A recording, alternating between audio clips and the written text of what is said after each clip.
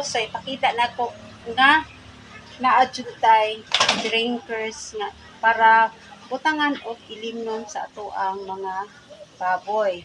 So dili lang inahin hasta mga patining nato.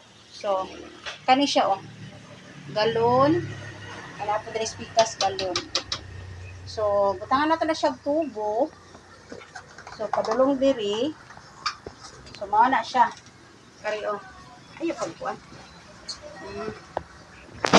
Pakitaan mo na kuha ang drinkers sa baboy. So kani siya. Okay, ayo plaka. Kana siya.